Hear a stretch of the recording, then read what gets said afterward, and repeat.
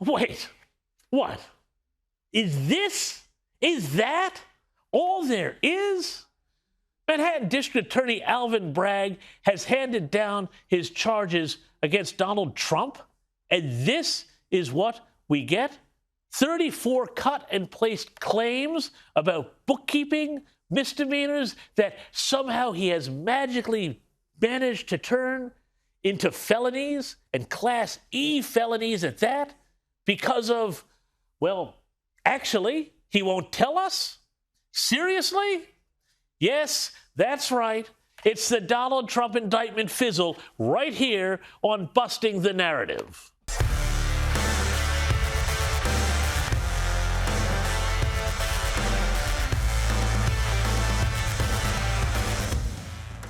Well, for the past couple of weeks, we have been hanging out, waiting to find out about this incoming indictment in New York. And I gotta say, frankly, this whole thing stinks. Why? Because Alvin Bragg has brought a bunch of claims about bookkeeping and mistakes and misentries in the books and in the ledgers, things that would always be misdemeanors, and somehow, as I said, turned them into felonies.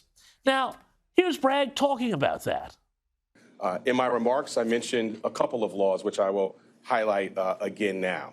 The first is New York State election law, which makes it a crime to conspire to promote a candidacy by unlawful means.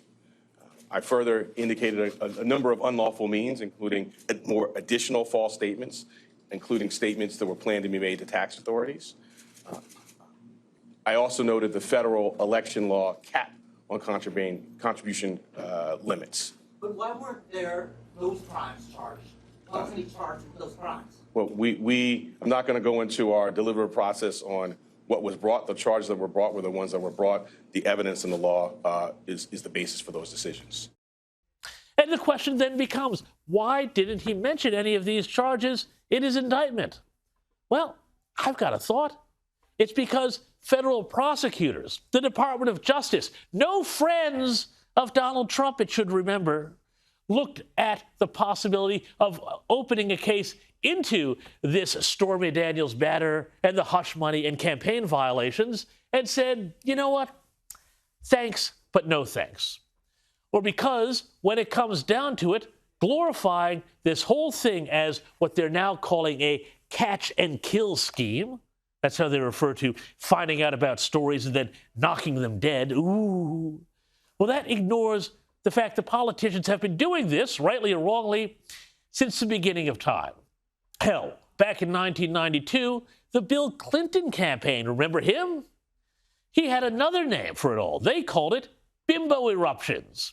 And the Washington Post back then documented all sorts of ways the Clinton campaign dealt with this sort of thing, including paying private investigators through law firms. Gosh, does that sound familiar? Could that even be called a catch and kill scheme? Anyway, Bill Clinton also paid hundreds of thousands of dollars to his ex-mistress, Paula Jones. But of course, they called that a settlement, not hush money. Ooh. And this is something that, of course, the fact-checking websites are very keen to tell us so that we don't think that there's any similarity between the Democrat and the Republican. But there is more to all this, and this is why I reckon that, for all his faults, Donald Trump is getting a really raw deal here in Manhattan. Trump himself belled the cat on it on Wednesday at Mar-a-Lago. And we remember the 51 intelligence agents who said Hunter Biden's laptop was Russian disinformation. It didn't exist. It was Russian disinformation. Remember that? And that was all confirmed strongly by the FBI when they all knew that it wasn't Russian disinformation. Now, if covering up that Trump had an affair, I mean, shock, horror. I thought this man was pure as driven snow, a guy who would never before have had his sex life in the papers. Oh, wait, forgot about that one.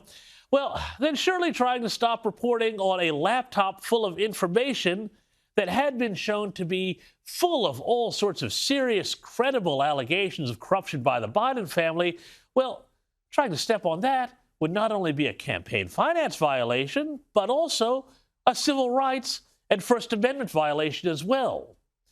There is a lot more at play here, but all I know is that, for better or worse, the Democrats have just done their absolute best to solidify Donald Trump's shot at the nomination for the 2024 presidential election. And all I've got to say to that is, be careful for what you wish for, guys. Anyway, thanks for watching. I am James Morrow, and to support this channel, please like, share, and subscribe below. Happy Easter, and I'll see you next week if I'm not indicted first.